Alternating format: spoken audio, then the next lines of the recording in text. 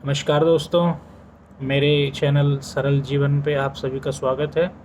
तो आइए शुरू करते हैं आज सरल जीवन प्रश्नोत्तरी एपिसोड 3। और इसमें हम ले रहे हैं दोस्तों, एक बंगाल के हमारे मित्र ने पूछा है कि क्या हिंदू मैथोलॉजी सत्य है। दोस्तों,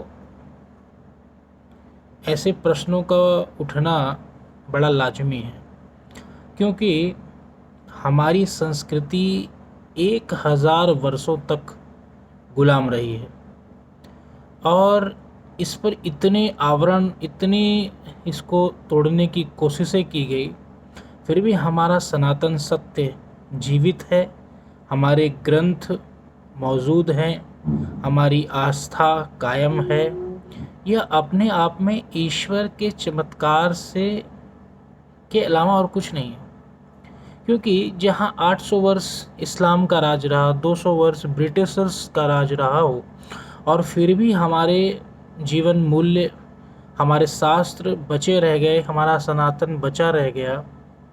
क्योंकि जिनकी जहाँ पर टेंडेंसी ऐसी ही थी कि हर चीज़, क्योंकि दोस्त जिसका गवर्नमेंट होता है, जिसका पावर होता है, उसका पॉलिसी होता है, ऐसा एक सिद्धांत पूरी दुनिया में आम है। लेकिन उसके बावजूद भी हमारा शास्त्र है, हमारा धर्म है, हमारा सनातन है। ये एक चमत्कार है और यह ईश्वर की कृपा से ही संभव है। तो पहली बात तो दोस्तों यह है कि यह कोई मैथोलॉजी नहीं है, यह एक फैक्ट है। देखिए, मैथोलॉजी वर्ड आता है मिथ से। मिथ का मतलब ही होता है झूठ, असत्य, रचा हुआ। यह कोई रची हुई बात नहीं है।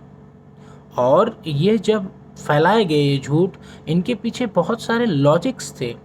देखिए दोस्तों, इस सब में एक फंडिंग की ज़रूरत है, एक फंडिंग की ज़रूरत है। सभी को अपना एक्सपेंशन करना है। हम इकलौते ऐसे हैं जिनको एक्सपेंशन किए बिना भी हम पूरे ब्रह्मांड में हैं।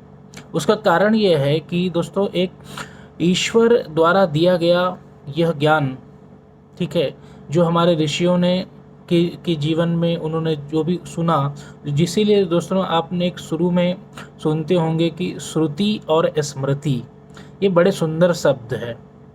श्रुति और स्मृति, यह बहुत जगह आप पढ़ते होंगे। तो श्रुति का अर्थ ही यही होता है कि जो ईश्वर ने हमको दिया हो, और स्मृति ने, क्योंकि दोस्तों क्या था, पहले हम लिखते नहीं थे। मतलब जो वेदों को लिखने का रिवाज बहुत बाद में शुरू हुआ है, उससे लाखों लाखों करोड़ों अरबों वर्ष पहले इनको सुना गया था, ठीक है। इसलिए उनको श्रुति कहते हैं। स्मृति उनको ध्यान में रखा गया, इसलिए उसको स्मृति कहा गया। तो ये श्रुति और स्मृति, मतलब अगर आप देखें तो लगभग 2 अरब वर्ष पृथ्वी के हो रहे हैं धीरे धीरे। तो वेद का जो ठीक ठीक आकलन, जो विज्ञान बताता है, वह बताता है कि लगभग 75 लाख वर्ष पूर्व के होंगे। लेकिन आज के जो मॉडर्न साइंस की जो खोज रहे हैं, वो लोग बता रहे हैं कि यह 1 अरब और 85 लाख वर्ष पुराने हो सकते हैं। So science is still working on that दोस्तों। दूसरा, ये मिथ कैसे हो सकता है? अब तो सबको पता था। हमारे रामचरितमानस में, रामायण में राम सेतु का वर्णन था। जब नासा ने बता दिया कि राम सेतु है, ये कल्पना नहीं है, तो हमने मान लिया। जब हमारे सनातन में जितने भी नियम हैं, सब साइंटिफिक हैं दोस्तों। इसका कारण ये है कि इसको हमारी स्कूलिंग से, स्कूली शिक्षा से इसका को हटा देना बहुत बड़ी, यह गलत बात थी। अगर इसको एक सब्जेक्ट के रूप में, इस ज्ञान को एक सब्जेक्ट के रूप में पढ़ाया जाता, तो हर व्यक्ति इससे अवेयर होता। ये बहुत ही सुंदर विद्या है और ये बहुत सुंदर इसका नॉलेज है। ये बहुत बड़ी पद्धति है, एक वैज्ञानिक पद्धति, 100% फैक्ट्स पे आधारित पद्धति अगर कोई है तो वह हमारी सनातन पद्धति है। और उसके अपने रिजल्ट्स हैं, ठीक है। भारत विश्व गुरु ऐसे ही नहीं था, वो बहुत, उसने पूरे विश्व को अपना ज्ञान फैलाया, ठीक है। दोस्तों, वेद शब्द विद से बनता है। विद का अर्थ ही होता है ज्ञान, और विद से ही विद्वान बना है। और विद से ही विद्या बनी है, ठीक है। तो मतलब ये है कि ये सब इतना पुराना है, ये मैथोलॉजी नहीं है। तो यह प्रश्न हमारे जो भाई ने पूछा है, ये हिंदू मैथोलॉजी सही है क्या? तो मैथोलॉजी इसको कहना गलत है। ये हमारा धर्म सनातन है, सदा सर्वदा है, पूर्ण रूप से वैज्ञानिक है। अब तो इसको वैज्ञानिक मान्यता भी मिल रही है। वैज्ञानिक आज हमको बताते हैं कि भैया राम सेतु है, और यहाँ यहाँ पे भगवान हनुमान के चरण मिले हैं, यहाँ का किष्किंधा में है, यहाँ पे ये मिला है, वहाँ पे तो रामायण और महाभारत की तथ्य तो मुझे लगता है कि 99% साइंस ने भी प्रूफ कर दिए हैं। इसके अलावा बाकी जो 18 पुराणों में वर्णित चीज़ें हैं, या 4 वेदों में वर्णित चीज़ें हैं, 6 उपवेदों में वर्णित चीज़ें हैं, उन सब पे भी विज्ञान लगभग 50-60% हम अपनी मुहर लगा चुका है।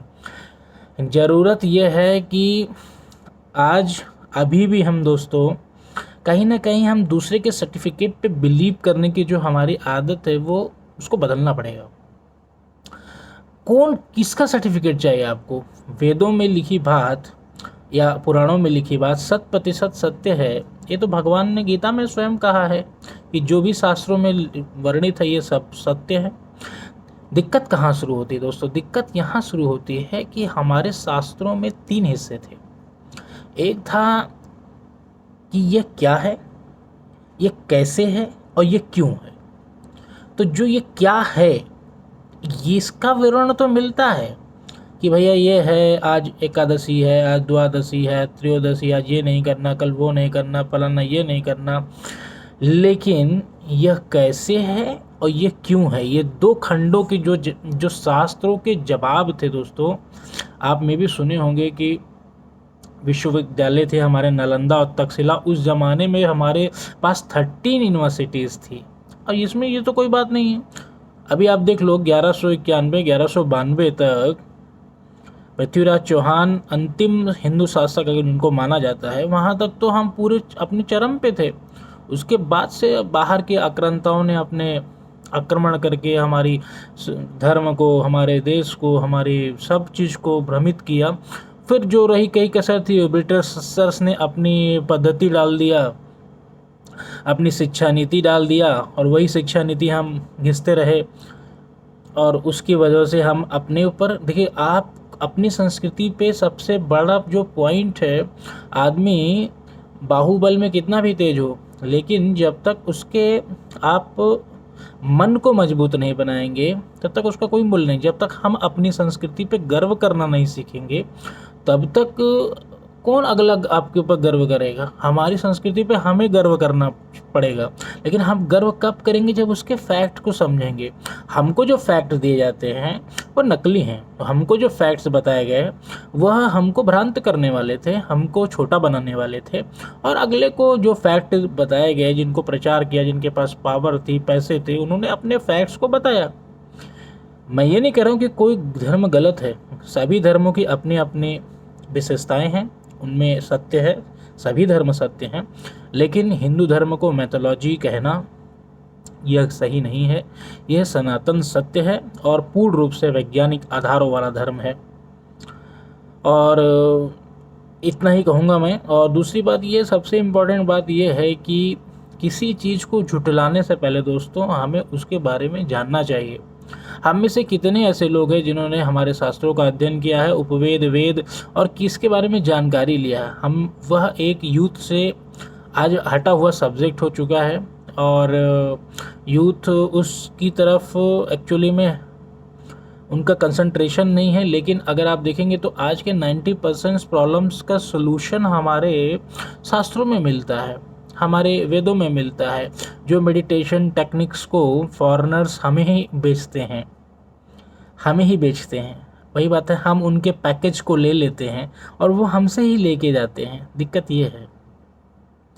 तो मुझे लगता है कि यह प्रश्न यहाँ पर समाप्त होता है, इसका उत्तर।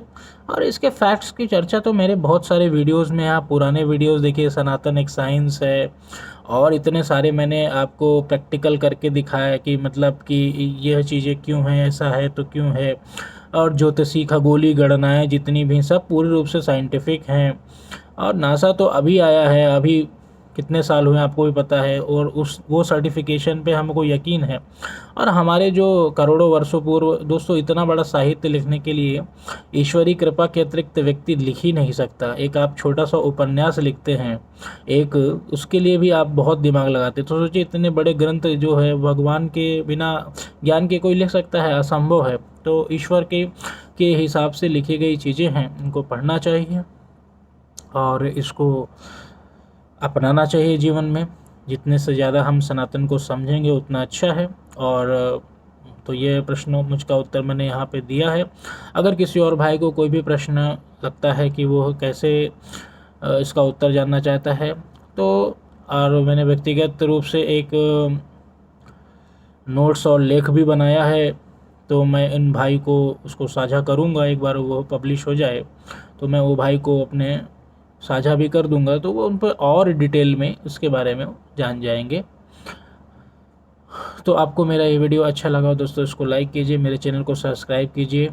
मैं इसी तरह के वीडियोस लेकर के आता हूँ। आप लोगों का प्रेम मुझे मिलता रहे, बस यही आकांक्षा है। इसी कामना के साथ मैं अपने वीडियो का अंत करता हूँ दोस्तों। Bye, take care.